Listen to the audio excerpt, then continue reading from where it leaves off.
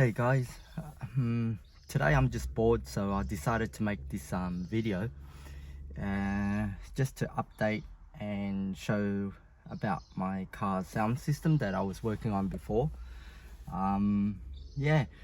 Please don't watch this video if you don't want to hear me talk about, you know, just rubbish stuff. Like I've got nothing to really show, you know, so please turn it off, and I don't want to waste your time of your life, you know. So yeah, but if you don't mind just listening to me like talk gibberish and stuff, just continue on. Okay, yeah, so my sound system has been done. What can I say, but I'll just show you the final product of it. Okay, so yep, I've got the head unit there, ILX702D if I can remember correctly. Here is the subwoofer for it to I've got to turn up my light. Yeah, there you go, you can see it. It's just to adjust the bass. I've got this click on phone holder thing, which is pretty cool. And yeah, I'll just run you down what I've done step by step. All right, first of all, what I've done was sound deadening the doors. That's the first thing I ever did. And with sound deadening the door, what I realized is that it cut a lot of road noises away, and then it made me realize like the stock speakers, it sounded better, but it didn't sound good, because maybe I compare it to what I hear at home, you know, like the 7.1 or 5.1 surround system and stuff. But yeah, the stock speakers, it sounded much better, but I realized it could have more potential, and then it made me hungry to hear better, because I like to listen to music. I'm not an audiophile. One of my mates, or I used to have a mate, but yeah, long story. However, he is an audiophile, and what happened is like he tells me about it anyway. But yeah, I just let me ramble on. So sound in the doors cut road noise, which is great. The stock speakers, I tried to upgrade it because I was hungry for better sound. After doing the sound system, sound deadening the doors only, I did the head unit. And then when I did the head unit, the sound even became better. It made it sound even better. And then what I did was I realized the stock speakers, they kind of cracked afterwards. It just maybe the ohms or some kind of power surge, it went through, and then it didn't take long. Some songs, it was just missing the sound. And then I've spoken to the guys at work, you know, they've experienced this, so they run me down from their experience. So yeah, that's when I started to invest slowly on the speakers and amps and so forth. And in doing so, I'll just show you this here. Okay, so you know, the two-way focal component speakers that I've got.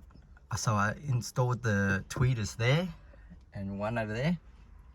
I made it to ear level, so it sounds like really nice. And also hey Kaylin, oh, she's gonna vacuum. All right, and yeah, so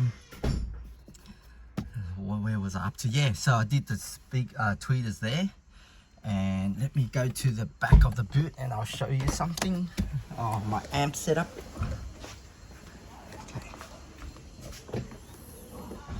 Okay. So right there, so that's my amps. They're completed now, they're working. That's my sub. I've included something up here so I can hook this tie ratchet, whatever you call it. But as I drive, you know, this sub moves, and I was thinking of inserting something, hook this here to here or whatever. I'm no engineer, so you know, it takes me a while to sort it out. But I was also thinking of putting timber somewhere here to block it from sliding over there. nevertheless, yeah, it's a pretty clean setup. I'm pretty proud of myself. Never done that before, first time ever. And I'll just show you something else. Let's go to the boot. I mean the, whatever you call it. Oh shit, why did I open there? That was the thing. Wrong button. Okay. Sorry. My mind is not really there today. Let me close this so it doesn't drain the battery. Okay. I'll come back here. Put this up. Okay. Let me hook this up so I can show you better. Alrighty. Okay. So yeah. With this, I got the whatchamacallit, I forgot what it's called now. Anyway, that thing in something concept, new concept or some shit. Anyway, I got the positive and the negative, but I didn't use the negative because I didn't really need to. And yeah, I just connected the original one on the side here. I could have used the original one there, chopped this piece off and put this positive connection on top where it should be belong there, but I didn't want to mess with it. I just wanted to spend more money, I guess. That's stupid of me because I didn't really need this at all. Could have just used a stock one. Here is that fuse that I made. What happened was, before I even connected this and I was driving around, because this is so thin, 3mm, it kind of sagged down a bit. So I placed these cable ties just to give it a bit of support. It doesn't look really good with it, but anyway, I'm not into concerning looks here because as long as it works, you know. And yeah, so that's what I got for the bonnet. And what did I want to say? Yeah, I thought about what I want to say a few days ago, but okay, yeah. So let me try to get my mind in together again. Okay, so what I failed after I installed everything was when I turned on the car, it didn't work. I had to take it to the shops where I purchased all the sound system, and they were really nice. I got the car back, and after like half a day there, or you know, a few hours sitting there, and what happened was, like, I asked the shop owner or the staff member there, and then he goes, I didn't wire properly. I wired something like some kind of wire to another place where it wasn't correct, so he had to put an aftermarket part in and then connected it to the head unit, and then it works something about not enough voltage or something. But hey, I didn't open it yet to have a look what he'd done. That's the second time. So with this head unit, I had 2 times I had to go there to ask him for help, because I'm not really good with electronics. Yeah, so then after all the settings was done, and then I played the music, right?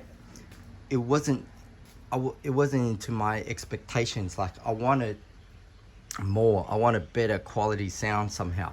And then what I did was 2 nights in a row, I spent about 1 hour trying to tune it. And when I tuned it, I turned it up so loud that yeah, I turned it up so loud trying to tune it and finding the clipping noise. You know how if you go on thingies and then they say try to find the clip. Oh, sorry, let me put this button down.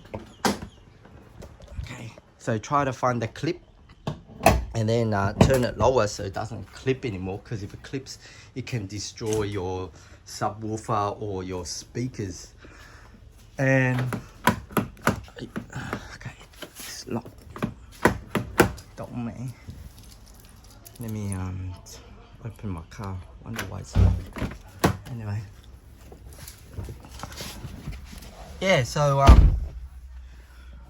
I was trying to find the clipping noise and I couldn't find it at all. 40 minutes, you know, I pulled down that back seat and then I was playing with the amps, and then my ears was right next to this rear speaker, and then I put it on 2/3, you know, I turned the gain up and everything to put it on 2/3 like I read online, and then I was trying to adjust all this mumbo jumbo from the head unit to the back amp, and I couldn't find the clipping noise. And in doing so, I think I damaged my eardrums. Yeah, I think I damaged my eardrums because I did have tinnitus at night before, but then what happened was, after those 2 nights of like 1 hour each trying to find the clipping from the subwoofer, you know, front speakers, back speakers, my tinnitus, my eardrums were kind of like blocked for a few days, and it was just like an annoying blockness. After the blockness disappeared, which was maybe a week or so, and then I just tried to not pump the music so loud as I drive, my tinnitus, I can hear it in the morning, and then it drove me crazy. Right now I'm trying to tolerate it. I'm trying to not think about that tinnitus sound, you know. It's in my head now and there's no cure for it. So my advice is, if you install the sound system and you're trying to find clipping and you can't find it for a couple of minutes, or you know, half an hour or whatever, don't try to chase it, because fuck, yeah, I'd rather pay $200 or $300 for someone to do a professional job rather than have tinnitus for the rest of my life when I can hear it in the morning. I used to hear it at night, but now I can hear it in the morning. So at night it's a bit louder and it's very annoying. And yeah, so also what I realize is, when I drive with the sound system on, when I just got it, I was pretty happy. It sounded good, but not as what I expected. So then what I did was I pulled the window down and I turned it so loud so outside can hear it, which is pretty stupid. And I'm deafening myself in the long run as well. So yeah, that really destroyed my ears, you know. It didn't help at all. And now I'd hardly do that. So I put on level and I just drive it to what I feel is okay for my ears. I love a bit louder, but I try not to destroy my eardrums. Also, let's say I wanted to say, like, after driving it for maybe a month to work back, you know, each trip is like 20 minutes, and take it recreational around, you know, take my wife and kids, go for a little honeymoon. And what happened was, like, after a month, I realized the sound got better. The speakers got broken in. Yeah, one of my mates told me about it, the audiophile dude. He goes, once it breaks in, it sounds even better, and then it popped, like, the sound, it just got nicer and nicer and nicer. There's no point in me turning on the music for you guys to hear right now, because, you know, you might hear it from your phone or whatever, and it's not as realistic as if you were in the car to listen to it. My tuning is not the best, you know. Of course a professional can do a much better job, but for what my limited skills, you know, it's not too shabby. So yeah, and then after that, what I did was I sound deadened the ceilings here. So I ripped it out. If you want to know, I'll just vaguely say, yeah, easily to do. Pull those out, clip this out, pull this down, and do the same over the other side. This rubber strip, pull it all the way down. Okay, you don't need to remove this at all, and you don't need to remove any of the plastics at the back.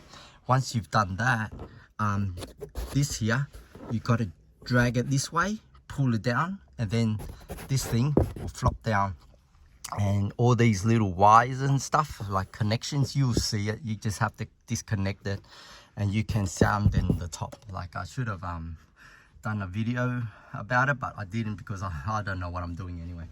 But yeah, I've done it. And then so in saying that, after sound deadening the ceiling here, what I realized, you know, the tweeters, it sounded better. It picked up sounds that are the songs I hear nearly every day, you know. I hear different sounds coming from it. So I don't know why. Maybe what's the effect called, you know, when you do something and then you imagine it happens. Maybe it's that, you know. Yeah, but if it is, it's a good effect, because it's always there now. Yeah, so that's my information. Sorry that I bored you all with all this, you know, silly chit chat, but yeah, I'm just bored. Okay, see you guys.